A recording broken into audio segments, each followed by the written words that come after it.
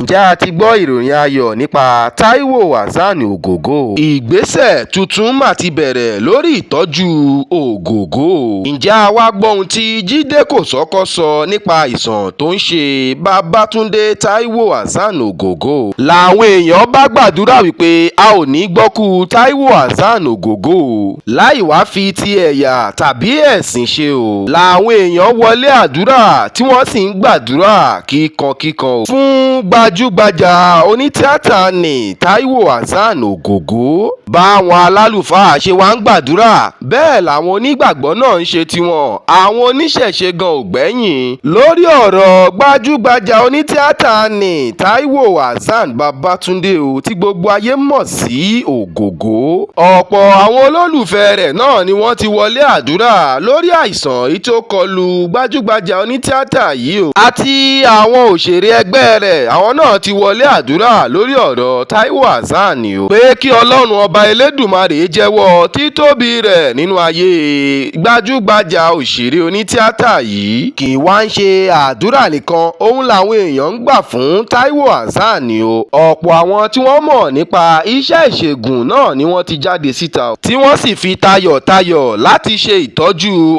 ọkùnrin onítíátà yìí. Bẹ́ẹ̀ ni wọ́n sọ wípé ọkùnrin èyí tí ó ń du ipò gómìnà ní ìpínlẹ̀ Ògùn tí orúkọ rẹ̀ ń jẹ́ Ọlámilékan Yááyì o pé kí wọ́n bẹ̀rẹ̀ ìtọ́jú tó péye tuntun fún gbajúgbajà òṣèré onítíátà yìí. Ọ̀kan lára àwọn òṣèré ilẹ̀ wa ní Tóyọ̀sí Adésànyà, òun ló fìdí rẹ̀ múlẹ̀ lórí ìkànnì ayélujára rẹ̀ o nípa bí nǹkan ṣe ń lọ lórí ọ̀rọ̀ òṣèré ẹgbẹ́ wọn o àti ìgbésẹ̀ tí wọ́n ń gbé lórí ọ̀rọ̀ òṣèré onítíátà yìí láti rí i pé ó gbádùn dáadáa o. Tóyọ̀sí Adésànyà wá ṣàlàyé wípé ọ̀kan lára àwọn aṣòfin ilẹ̀ wa èyí tó ń jẹ́ Solomon Ọlámilékan tí gbogbo ayé mọ̀ sí Yááyì èyí tó ń dupò gómìnà ní ìpínlẹ̀ Ògùn ti ṣe ètò ìtọ́jú tó péye fún Taiwo Babatunde Hassan Ogogo. Sẹ́nitọ̀ Yááyì ló pe àwọn dókítà akọ́ṣẹ́mọṣẹ́ o tí wọ́n mọ̀ nípa àìsàn kánsà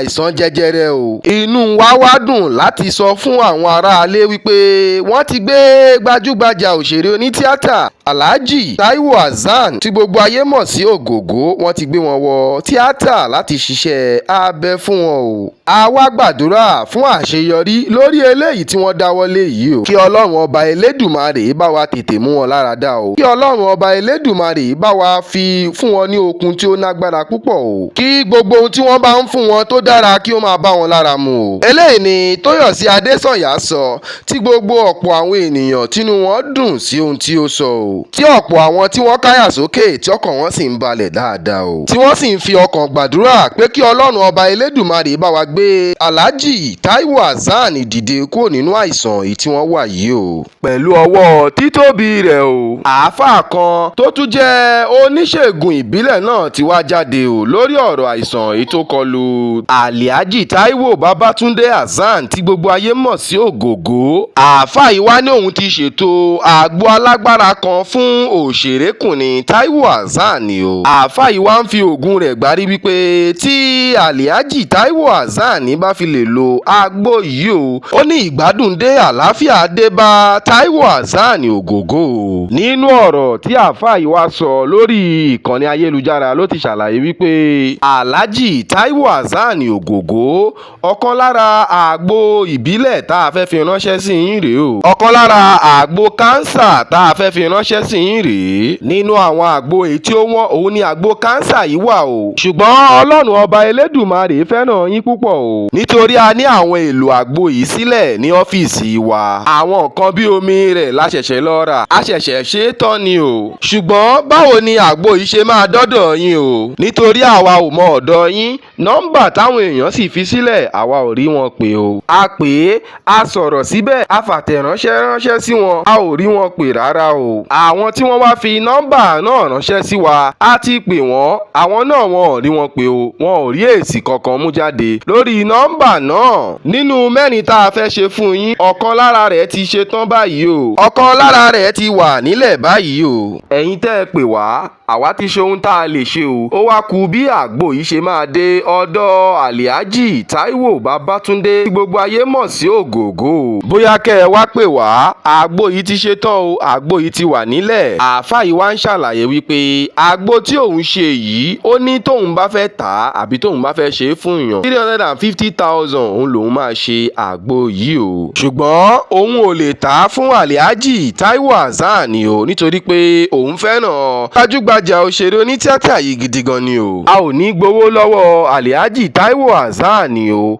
owó ara wa la fi ṣe o. a fẹ́ kí wọ́n dán wa wò, a fẹ́ kí wọ́n mọ̀ wípé àṣẹ ṣì wà nílẹ̀ Yorùbá, àṣẹ ṣì wà lórí àwọn ewé àtegbò èyí tí à ń lò fọ́mọ aráyé o. àwọn ìjọba pàápàá fi òǹtẹ̀ lu àgbo kánsà yìí wípé àgbo náà ń ṣiṣẹ́ dáadáa o, a fẹ́ kẹ́ ẹ dán wa wò, òun la ṣe fẹ́ gbé àgbo náà fún yín o. àwọn ìjọba tiẹ̀ ti fún wa ní àṣẹ láti wo àìsàn kánsà, àìsàn ẹ̀dọ̀, àìsàn èyí tó ń bá inú jà, gbogbo rẹ̀ òun ni a lè ṣe o. àáfàá yìí tí wọ́n ń ṣàlàyé wípé àwọn èèyàn méjì kan wà tí wọ́n lo oògùn òyìnbó tí àìsàn náà ò lọ. kété tá a fún wọn ní àgbo kánsà yìí, òun ni ara wọn yá gidi gan ni o. ẹ gba eléyìí náà wò, kẹ́ ẹ wòṣẹ́ rẹ̀. ẹ bá wa ránṣẹ́ sí ìdílé Alhaji Taiwo Hassan kí wọ́n wá gba àgbo náà o, àbí kí a gbé àgbo náà wá fún wọn. ẹ gba eléyìí náà wò, kẹ́ ẹ wòṣẹ́ rẹ̀. ìwà ń ṣe àáfàá ìlì kan ló ṣe tán láti fún Taiwo Hassan ní àgbo. ọ̀pọ̀ àwọn oníṣègùn mìíràn náà ni wọ́n ti jáde